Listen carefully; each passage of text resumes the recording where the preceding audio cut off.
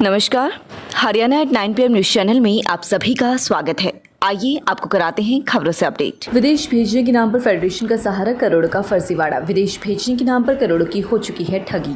Federation में खिलाड़ियों की जगह युवकों को सेटल करने के लिए विदेशों में भेजने का आरोपी महासचिव की अग्रिम जमानत हुई नामंजूर। सोनीपत एसपी को शिकायत के बाद सीएम फ्लाइंग की टीम के संज्ञान में भी पहुंचा था मामला। आरोपी के देश छोड़ने की आशंका, पुलिस कर रही जांच। पकड़े जाने पर बड़े चेहरे भी हो सकते हैं बेनकाब। कलकत्ता के जगमेंद्र सहित कई युवकों ने दी भी पुलिस को शिकायत। पंजाब व हरियाणा के कई परिवार के साथ कर चुका है ठगी। फेडरेशन के आड़ में होता था विदेशों में सेटल करने का कारोबार, लाखों रुपए ठग चुका है आरोपी। शिकायतकर्ताओं का दावा, लाखों रुपए की ट्रांजैक्शन व ऑडियो व वीडियो सबूत उनके पास हैं, जो जांच अधिकारी व कोर्ट में पेश करेंगे। आरोपों में कितनी सच्चाई है, ये जांच का विषय। जांच में होगा दूध का दूध और पानी का पानी। आइए बात करते हैं शिकायतकर्ताओं से व फेडरेशन चेयरमैन से, उनका इस विषय में क्या कहना है। ये पूरा मामला ये था कि ग्रैपलिंग फेडरेशन ऑफ इंडिया के नाम से एक संस्था थी, खेल फेडरेशन जिसको हम बोल सकते हैं, और उसका महासचिव और हम भी उसी संस्था में रेफरी थे। तो 2019 के अंदर मैं और मेरे एक साथी दिनेश कुमार कपूर जी और हम लोग as a referee international level पर गए कजाकिस्तान। वहां पे जाने के बाद हमारे को पता चला कि कुछ खिलाड़ी ऐसे ले जाए गए थे कि यहाँ से उसका नाम था, उसका सिलेक्शन किया गया, लेकिन वहां पे उसका लिस्ट में नाम नहीं था। हम वहां से जैसे वो पास आउट करके आए, जो हमने रेफरीशिप का जो कोर्स किया था, इंडिया में आने के बाद हमने आप यहाँ से लोगों को ले जाते, वहां लिस्ट में नाम ही नहीं है। तो उसने हमारे को बताया कि ये तो मेरा धंधा है, मुझे तो ये विदेश में सेटल करवानी है, इसीलिए मैं हर बार एक दो खिलाड़ी को ऐसे को ले जाता हूँ जिसको सर मैंने ट्रैवलिंग हिस्ट्री बनानी है, उनको मैंने खिलाना नहीं है, ये मेरा बिजनेस है साइड में।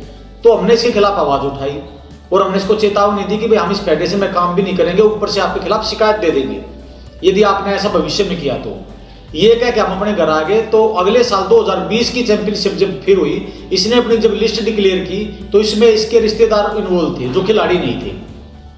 हमने इसको जाकर से बात की तो इसने हमारे ऊपर एलिगेशन लगा करके हमारे को बाहर कर दिया फेडरेशन से, कि इसने इन लोगों ने मिसबिहेव किया और इस तरीके किसी ने एलिगेशन लगा दिए झूठे और हमारे को बाहर किया। हमने उसके बाद एसपी साहब को जाके शिकायत की। हमारे संज्ञान में आया कि एक लड़का गुहाना से इसका साथी था, इसके पड़ोसी था, हम उसको जानते भी नहीं थे। अमेरिका ले जाने के नाम पर पुर्तगाल भेज दिया, वहां जाके उसका पासपोर्ट फड़वा दिया। उसके फादर से हमारी मुलाकात हुई, वो बेचारा रोने लग गया कि ऐसे ऐसे मेरा बेटा पुर्तगाल में है। हम उसको भी साथ लेकर गए। दूसरा जो खिलाड़ी के रूप में जिसका चयन किया गया, जिसका नाम हमारे साथ नहीं था, वो भी हमारे साथ था। जगमेंद्र जी है मेरे साथी, रेफरी रहे, इंटरनेशनल रेफरी है भी, और इनके साथ भी वही किया। इन्होंने भी आवाज उठाई, हमारे साथी थे, मैं भी गया। हम सभी ने जाकर के एसपी साहब को इसकी शिकायत दी। बहुत लंबा चला, 1 साल तक पुलिस ने भी ज्यादा संज्ञान नहीं लिया, बहुत ज्यादा जद्दोजहद करनी पड़ी। हमारी जगह पे सीएम हाउस तक पता नहीं कहाँ घूमे, क्योंकि इसके साथ लगने वाले कुछ ऐसे लोग थे जो पॉलिटिकली बड़े स्ट्रॉन्ग थे, जो पुलिस डिपार्टमेंट में बड़े ऊंचे पदों पर थे, इसलिए एफआईआर दर्ज होने में बड़ा टाइम लग गया। सीएम स्क्वाड ने भी इसकी जांच की, तब जाके जब ये लगा कि इसमें कुछ घपला है, तब ये एफआईआर दर्ज हुई।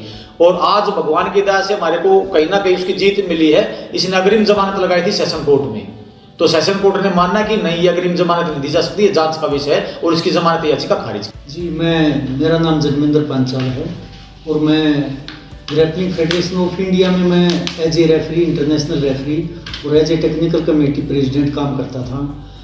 और जो मेरे साथी बिरजू शर्मा जी ने जो भी बातें बताई हैं वो सारी की सारी ठीक है। और जब इस चीज़ का पता लगा इस तरीके से लोगों को खेल के नाम पर फर्जी सर्टिफिकेट बना के और बाहर सेटल करता है, तो मैंने उससे पहले बात की तो मैंने इस तरीके से बात की कि एक लड़का उसको भेजना, क्या ये संभव है, अमेरिका में सेटल करना है?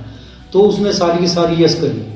और उसके बाद हम 3 साथी वहाँ पे गए, मैं, बिरजू जी और दिनेश जी, और वहाँ पे बातचीत की कि ये क्या फंडा चल रहा है।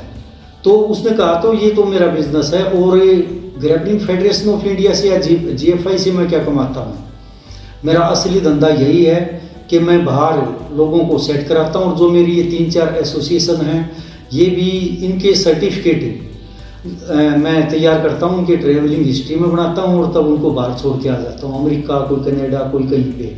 और जब हमने उसके खिलाफ आवाज़ उठाई तो उसने हमारे को जीएफआई से बाहर कर दिया। और उसके बाद हमने उसके खिलाफ एक मोर्चा निकाला सोशल मीडिया पे। और जब हमने सोशल मीडिया पे इस चीज़ का प्रचार डाला कि ग्रैपलिंग फेडरेशन ऑफ इंडिया इस तरीके से के काम करती है, तो बहुत से और लोगों की पंजाब से हमारे पास कॉल आई कि जी हमारे साथ भी ऐसा ही हुआ है। और हमने उनसे कांटेक्ट किया कि आप लोग प्रूफ लेके आओ या हमारे को प्रूफ दो। तो बहुत से बच्चों के ऐसे प्रूफ आए जिसको देख कर हम भी हैरान रह गए। कुछ तो ऐसी घटनाएं थी कि बच्चा आत्महत्या करने के लिए चल पड़ा था और उसने 35 लाख रुपए उनके खाए हुए थे और उन्होंने हमारे को पूरे सबूत दिए हैं। उनकी वीडियो रिकॉर्डिंग है पैसे लेते हुए कि अकाउंट में पैसे दिए हुए, काफ़ी चीज़ें हैं। सारे के सारे सबूत हमने पुलिस को प्रस्तुत किए। और जो बिरजू जी ने बताया कि उन फेडरेशन में, ग्रैपलिंग फेडरेशन ऑफ इंडिया में उनके कुछ रसूखदार आदमी हैं, जैसे उनका प्रेसिडेंट है और क्या नाम है, ट्रेजरर हैं या हरियाणा प्रेसिडेंट हैं, वो बड़े पुलिस अधिकारी हैं। उन्होंने FIR नहीं होने दी।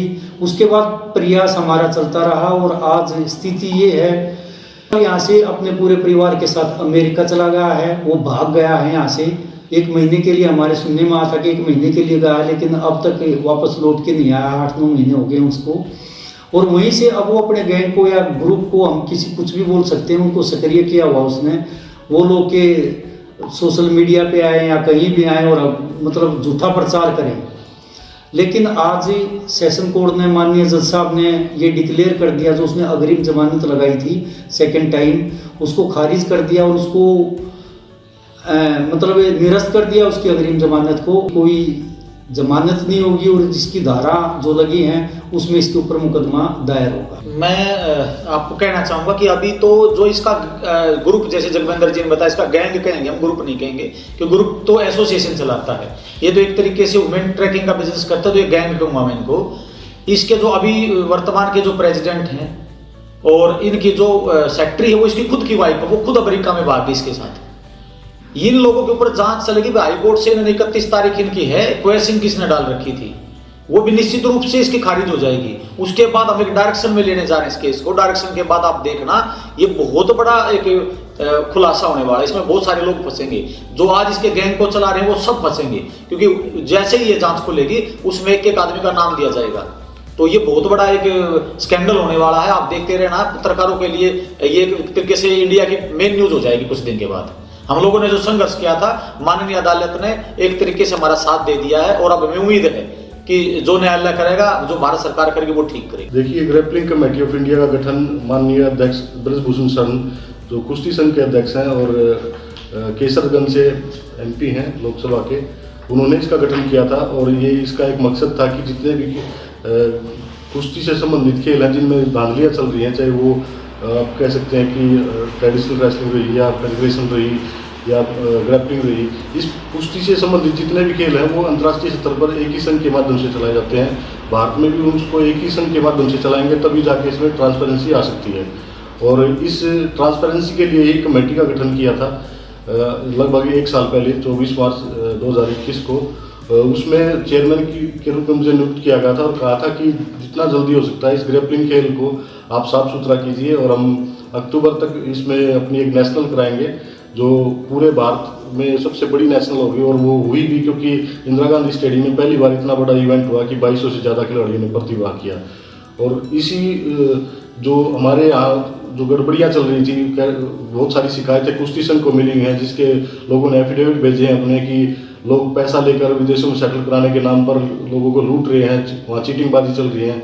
उसको रोकने के लिए इस कमेटी ने काफ़ी प्रयास किया और उसके तहत ही जो grappling committee, grappling federation of India के अध्यक्ष या कह सकते हैं आप सचिव हैं, या पूरी कमेटी के ऊपर ही हमने एक FIR दर्ज कराई है। हमने जो फेडरेशन थी उस फेडरेशन के नाम से FIR दर्ज कराई है। अभी उनके सिर्फ सचिव का नाम इसमें चला हुआ है, इसके साथ अन्य भी हैं जिनका नाम हमने स्टेटमेंट में पुलिस को दे रखे हैं, रिकॉर्ड में भी सबमिट कर दिए हैं।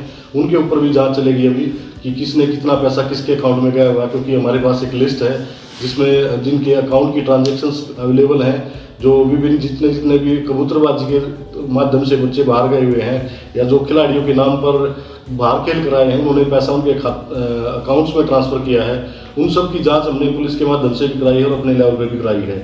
इसका हमारा अगला कदम ये है कि इस खेल को इतना साफ सुथरा किया जाए कि किसी भी जो खिलाड़ी जो डिजर्व करता है उसी को हम अंतर्राष्ट्रीय स्तर की प्रतियोगिता में भेजें, ताकि देश का नाम बदनाम ना हो। देखिए, वो 25 लाख रुपए मिनिमम किसी भी कैंडिडेट को कनाडा या अमेरिका भेजने के नाम पर लेते थे और उसमें उनके साथ साथ वो छोटे कंट्रीज़ की ट्रैवल हिस्ट्री तैयार कराते थे। वो मंगोलिया, इंडोनेशिया, मलेशिया इनमें घुमाकर 10-12 कंट्री में 6-7 लाख रुपए लगाकर फिर उसको किसी भी जो वहाँ की ओपन चैंपियनशिप होती थी, जो हमारे कहते हैं कि गवर्नमेंट में जैसे अपने हरियाणा में या इंडिया में दंगल होते हैं, उस प्रकार की प्रतियोगिताओं में फर्जी वीज़ा लगवा के वो लेके जाते थे। अगर वो 15 प्लेयर को वहाँ लेके गए हैं तो वो वहाँ से 8 या 7 वापस आते थे, बाकी वो वहीं रह जाते थे। इसके एवज में वहाँ जो यहाँ के ग्रैपलिंग फेडरेशन ऑफ इंडिया के सेक्रेटरी थे, वो पहले से ये एफिडेविट ले लेते थे और ब्लैंक चेक ले लेते थे और उनके माँ बाप से पहले लिखवाते थे कि उनका बच्चा आए या ना आए, उनकी कोई जिम्मेवारी नहीं है। इस प्रकार के बहुत सारी शिकायतें कुश्ती संघ को मिली हुई हैं और उनकी पूरा एक हमने ये कह सकते हैं कि पूरा एक केस तैयार करके माननीय अध्यक्ष जी के एक आदेशानुसार और उनके एक रिकमेंडेशन पर डीजीपी हरियाणा को हमने भेज चुके हैं, जिसकी अभी जांच चल रही है।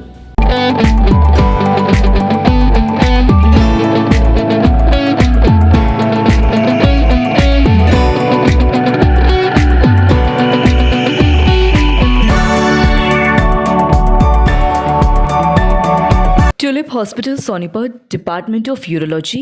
We are excited to announce that a well-reputed senior doctor has joined us in Urology Department, Dr. Gaurav Singh Randhawa, laparoscopic euro onco surgeon. लगातार खबरों से बनी रहने के लिए चैनल को लाइक, सब्सक्राइब और शेयर जरूर करें। धन्यवाद।